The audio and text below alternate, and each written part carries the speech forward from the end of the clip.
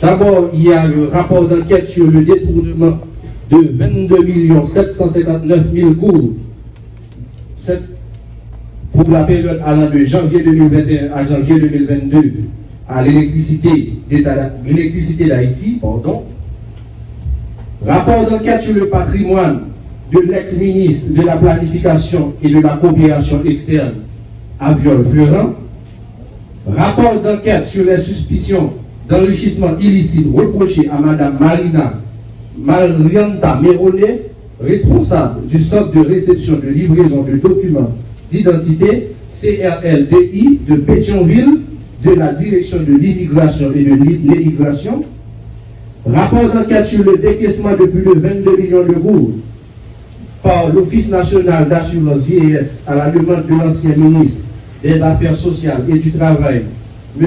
Otné Pierre Rico.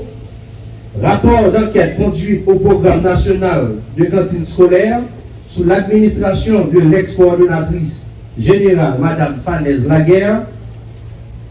Rapport d'enquête de conformité sur les prêts accordés à Mme Mildred Béliard et M. Jacques Lauture par l'Office national d'assurance vieillesse. Et rapport d'enquête relatif au détournement du carburant au sein du service national de gestion des résidus solides. S'agissant de l'ensemble des diplomates, c'est d'abord Gilles Stéphane, consul au consulat général d'Haïti à Miami. Léon Charles, ambassadeur représentant Haïti permanent AI d'Haïti auprès de l'Organisation des États américains. Jean-Yves Rodi, ambassadeur d'Haïti au Mexique. Jean-Josué Jean, ambassadeur d'Haïti en France. Rockefeller Jules Samuel, consul au consulat d'Haïti à Paris. Bataille Franz, ambassadeur d'Haïti en Allemagne. Benoît Leslie, ambassadeur d'Haïti au Vietnam. Lamur Régine, ambassadeur d'Haïti à Cuba. François Wedlin, ambassadeur d'Haïti au Chili. François Guerrier, consul au consulat d'Haïti à Darabong. Sager Walfo, consul au consulat général d'Haïti à Aruba. Jean-Pierre Garvé, ambassadeur d'Haïti en République dominicaine. Et enfin, Jean-Philippe Ricardo Ralph, consul au consulat d'Haïti à Orlando.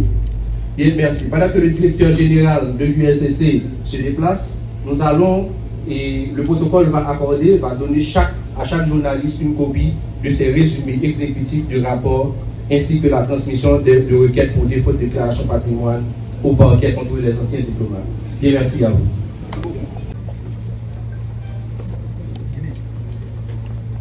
Distingués enquêteurs de l'unité de lutte contre la corruption, membres du conseil de direction de l'unité de lutte contre la corruption, chers amis de la presse parlée, écrite, télévisée et en ligne.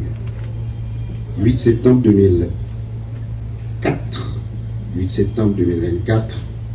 l'unité de lutte contre la corruption s'apprête à célébrer ses 20 ans d'existence comme gardienne de la bonne gouvernance et de l'éthique publique en Haïti.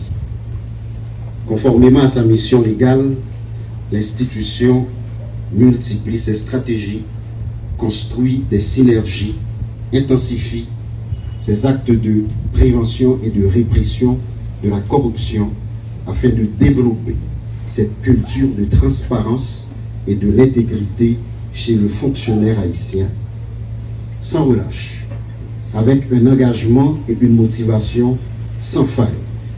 Les enquêteurs, en dépit de la situation délétère et des conditions générales peu encourageantes, persistent avec constance dans l'exécution de leurs responsabilités républicaines.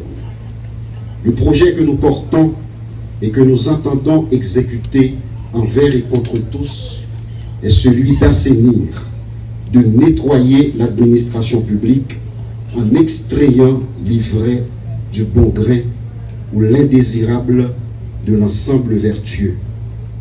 Aujourd'hui encore, l'ULCC assume sa part de responsabilité avec courage et transcendance, en transmettant à la justice 7 rapports d'enquête sur des faits avérés de corruption. Ces résultats issus de plusieurs mois, voire d'années d'investigation, mettent en lumière l'immensité des défis et le degré de porosité et de fébrilité de nos garde-fous institutionnels.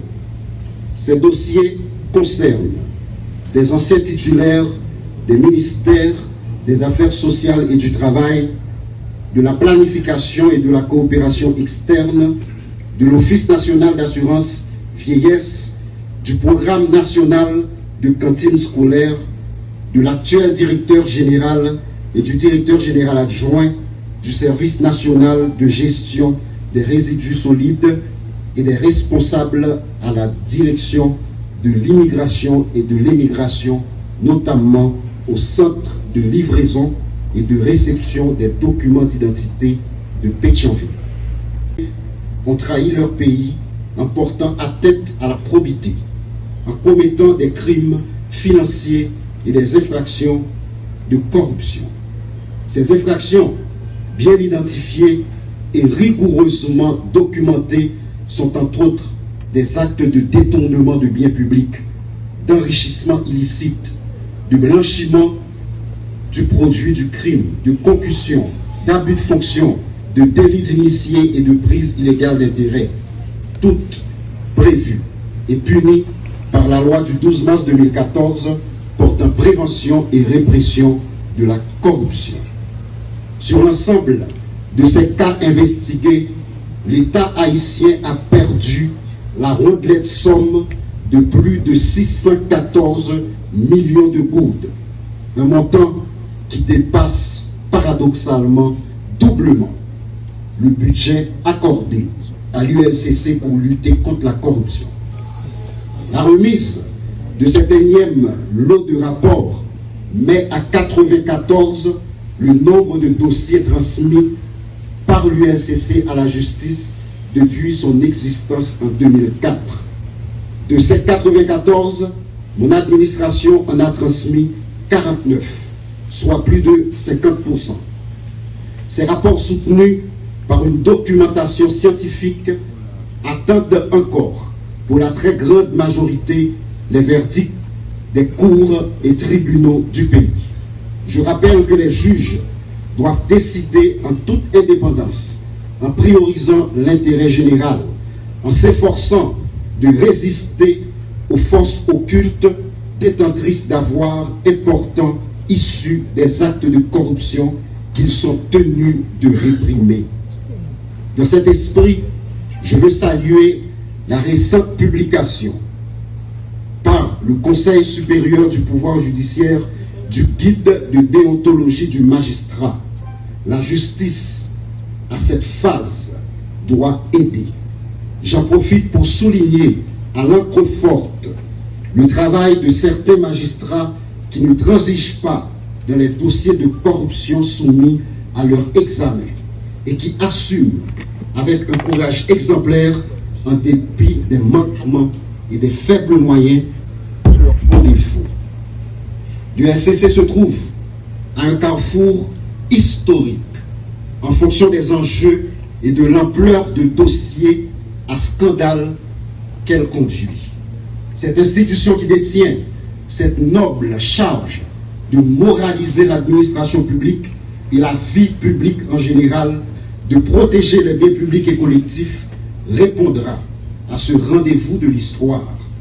L'affaire de la Banque nationale de crédit, les dossiers du Fonds national de l'éducation, du ministère des Affaires étrangères et de ses représentations diplomatiques, du Bureau de monétisation des programmes d'aide au développement et autres, sont en train d'être traités avec rigueur, impartialité, sérénité et le professionnalisme qui caractérise les enquêteurs de l'unité de lutte contre la corruption. Nous, des dossiers prioritaires qui font l'objet des suivis quotidiens.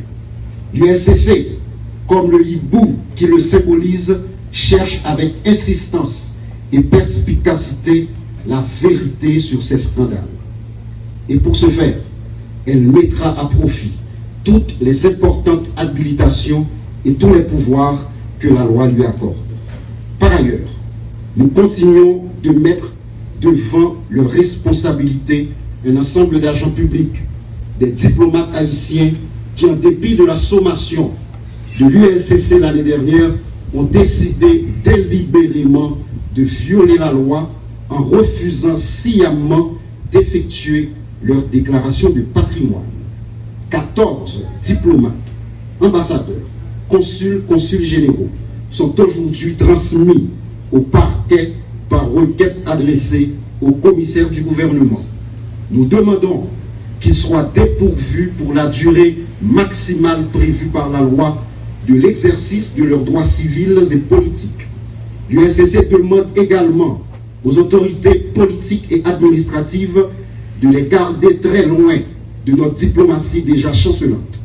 Enfin, chaque journaliste ici présent sortira de ces lieux avec un résumé exécutif de chaque rapport d'enquête, comme me l'autorise l'article 9 du décret du 8 septembre 2004 créant l'UNCC. Nous décidons, en agissant ainsi, d'impliquer chaque citoyen et chaque citoyenne dans cette quête de bonne gouvernance et de reddition de comptes. Du haut de ces 20 ans, l'UNCC assume. Ensemble, pour ceux et celles qui viendront après nous, on continue. Je vous remercie.